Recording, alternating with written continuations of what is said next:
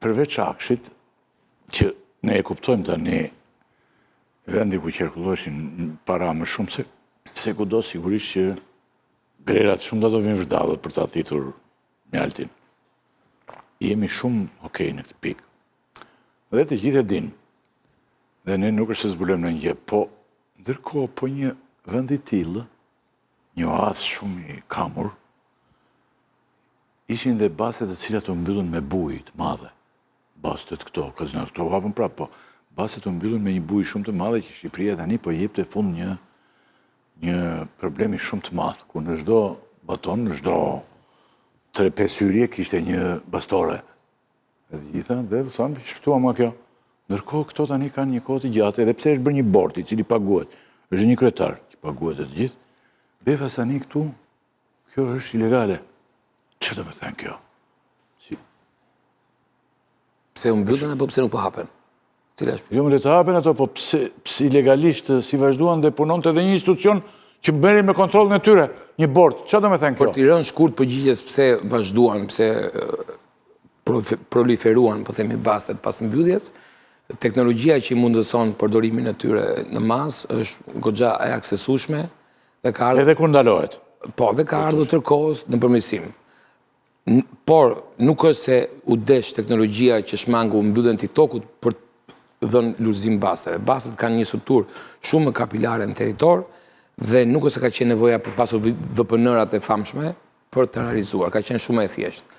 Sekond vetëm e kësi Klevis më shkruaj, sepse unë jam duke fol jam live në televizion, po ke një problem më shkruan, e kupton? Se nuk të përgjigjem dot. Falë, se është në pjesën e dytë. Do t'i balju se të sheditit, të shtunën, nuk janë vetëm këto halëre. E kemi dhe dashëmijës. Akshi dhe bastet e këto. E kemi dashëmijës të dyja tema me Klevisin. Po, kemi doktorin që tjetë të shtunën në vëkurorën e madhe të... Kështu që Klevis më shkruaj çfarë ke dhe unë e këndoj, e lexoj shkrimin tënd. Po me kësim falë, ndesin. Asi që, për mendimin tim teknikisht, ishte shumë vështirë të realizoj mbyllja që u premtua. Po kjo është debat totalisht teknik versus ati politik dhe nuk ja vlen fare ta bëjmë se janë dy tema ndryshme. Unë si jam politik që nuk kam atë interesi fare. Analiza mbi pse bastet hecën aq shumë, se i pëlqen njerëzve, që i duk që pëlqen. Si thuash pse ka trafik droge. Është në gjithë botën ajo Meksisës. Si është? Është në gjithë botën. Po pra, si thua pse ka trafik droge në Evropën nga Franca, Beneluxi dhe Gjermania. U shijo shumë tani, më bet kot kjo, ta hapësh të debat. Çfarë bën shteti për ta kundërshtuar? Shteti çfarë bën? Po debati ka qenë gjithmonë planta shtrova pyetje. Që nga koha e 29 sektej ka qenë gjithmonë te legalizimi kundrejt prohibicionit, pra ndalimit, masave represive. Ky është debati që takon Mojulli. Unë di të them që sot ka një ligj që ka kaluar ka 2 vite e 2 muaj, 2 vite e 3 muaj, është në fund procesit të akteve në ligjore, është mund në fund fare dhe shpresojmë të hapet sa më shpejt gara për licencat. Dhe kjo histori marrë një rrugëzim tjetër për 10 vitet që vinë. Kaq. Po. Më thonë, kështë gjithë po të ja një sekundë. Unë nuk e njoh këtë... Se një këtë pjesë? Këtë çështjen e basteve fare. Fare, s'ke vënë njërë? Kur? Asnjëherë. Jem e fash. Është shumë e prekshme... Jo, mund të bjerë njëra, jo. Po të vështë të kundur të mund të bjerë, më. Është më e prekshme për publikun kjo basteve se sa akshi, se nëse akshi është kështu një... Është më e kufizuar, e. Në shumë detaje, kjo basteve është e prekshme nga të gjithë. Pra, shumë shqiptarë vjojnë vënë baste online. Por për ta pak rëndësi kanë, themi, janë të deklaruara apo s'janë të deklaruara. Pra, në të gjitha variantet, ata që duan të vënë baste, i vënë bastet. Problemi këtu është se çfarë përfiton shteti shqiptar nga bastet. Pra, derisa janë ilegale, nuk përfiton asnjë. Fiton në pingat e sheros. Në momentin që bëhen legale, shteti do përfitojë diçka. Gjiroja që kanë bastet aktualisht llogaritet diku te 2 miliard euro në vit. Totali i basteve të vëna presupozohet të jetë 2,5 miliard euro, nuk është xhiro, tamam termin sakt në këtë rast. Se nuk është lek i çakulluar realisht. Dhe në momentin që ato do bëhen legale, duhet që disa kompani të marrin licenca për të ushtruar aktivitetin. Dhe këtu pastaj fillon edhe gara mes atyre që duan të jenë legal dhe atyre që ndoshta do vijojnë të jenë ilegal të bastet. Prandaj them këtu ka shumë më tepër interes për publikun se sa çështja e akshit. Dhe në këtë pikpamje, pse mendon se mund të jetë dhe bastet një nga arsyet që të kanë kërcënuar? Jo të kërcënimi, se sa të ndërhyrjet e strukturave të akshit. Ajo që kam quar shtresë. Ka lidhje akshi me Bastet? Ka lidhje Gjysagasi. Ajo është ura për bashkët. Ma shpjego si... Ajo që kam dërguar në SPAK javës kaluar material shtesë, është një element që u mendoj që përvon tentativën e zotit Agasi për të lidhë dy botët.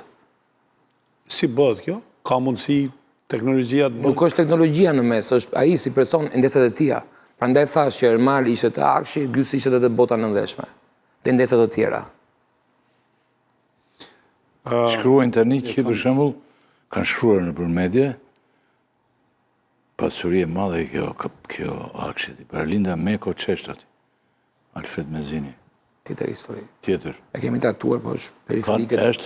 Është shumë interesante, po mos ta fusim sot. Ka lidhje. Jo, ka lidhje, po është tjetër temë. Po është po këtu. Po këtu. Edhe një këngëtare përmendin që unë s'duhet ta them. Këngëtarja Shkot, s'ka. Kot fare. Ai shoku jonë ka vënë. Mund të ketë lidhje, se kam lexuar me kujdes. Mos i bim qafë, ndoshta ka lidhje, por nuk është objekti i interesit. Faturat thotë ai. Po. Okej, tjetër tani. Kishe bazon? Jo, nuk e njoh këto, se kam ide si funksionon. Vetëm po më intereson kjo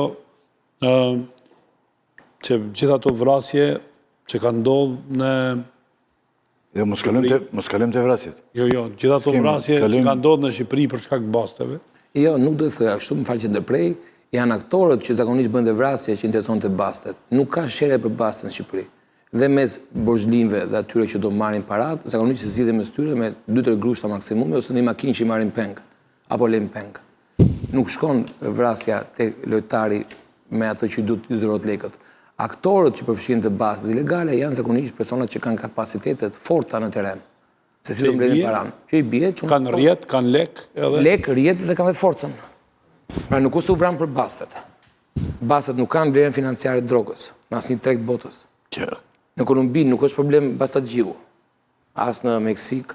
S'ke fina për bastatgjin, si narkose tjera. Po, megjithatë, a ka një betejë për të fituar pozicionin kryesor? Absolutisht po, ata personat fuqishëm. Çfarë kupton me monitorim? Ma shpjego mu, ju e përmendet monitorimin. Monitorimi është një strukturë e parashikuar për të parë me ndryshimet ligjore 2011-s, më vonë bëra më të prekshme, më serioze në 2015-ën, është bërë një garë në 2017-ën, e ka fituar një konsorcium i drejtuar nga unë, dhe unë bëjt ca detyra të shtetit në tregën e lojrat fatit. Gjatë periudhës 2 vitet e fundit, roli i monitorimit ka qenë më i ndjeshëm në perceptimin e disa aktorëve në optikën time, kur do hapeshin Bastet, sepse edhe fitimet financiare shoqërisë si bën monitorimin do jenë më të larta. Dhe unë gjykoj që këtu ka nisur zanafilla e përfshirjes zotit Agasi, me njerëz të tjerë. Nuk e provoj dot. E don punën tënde, e don ai monitorimin? Jo, don kushtëzimin e kësaj pune. Don dhe punën time në farmace, po histori më komplekse për të trajtuar, por don dhe kushtëzimin e saj. Këto element unë i kam trajtuar në rrugë shkretësore, kam thënë daljen e parë, si në si financave, si në SPAK tashmë. Nuk është diçka që e kam lënë evazive baton apo e kam fantazi timen. Shkrecat me Ministrisë Financave i kam çuar që në 18 janarin se gaboj më parë, u kam trajtuar problemin që unë kam vëre dhe më vonë në tjera instanca. Mirë, faleminderit. Pra, domethënë, biznesi jot është do jetë praktikisht monitorimi i lojrave fatit legale. Po, legale, s'kam punë të zeza. Tani, pse për 2 vite... Po dhe duar s'mund të fulesh dot. Ndaj është e zezë. Pse për 2 vite e gjys është shtyrë ky proces? Vazhdon dhe më tej. Pra, pse? Që janë interesat... Nuk mendoj se është punë me ndonjë hile në sensin e pyetjes që bën. Edhe në ndryshimet e fundit ligjore në 2015-ën, unë nis në fillim 2014-ës dhe mori aq kohë, 2 vjet. Është proces i gjatë, janë shumë aktorë që ndërhyjnë për të dhënë konsultime, ide, zjat në kuvend, nuk shoh në një çudi të madhe. Dhe në fund fare nuk është targeti i parë i qeverisë. Ta shohim ftohtë pa ndonjë skrupull. Pra është një proces në një mënyrë periferik. Do gjykoja ndoshta gabojmë plotësisht që është dhe jo interesi shumë aktorëve të tjerë të qeveribërjes. Në sensi që është një sektor që nga ana medias ato gjithmonë me shumë zhurmë dhe shumë pislëk, siç po bëjnë në farforme, nuk them që po bëjnë pis, po që është i zhurmshëm dhe mundon të rinë larg. Kur ka pasur më shumë ndikim, më shumë nxitje, edhe në muajt e fundit qoftë nga policia, kanë nxituar dhe kanë mbaruar më shpejt aktet në ligjore. Sot që ne flasim, aktet në ligjore që duheshin sipas ligjit janë pothuajse të mbaruara, le të lëmë kohë struktura përkatëse të bëjnë garën kur të bëhet edhe të shohim si do eci. është e kotë të kthehemi kanë fjalën dy veçare të kaluar.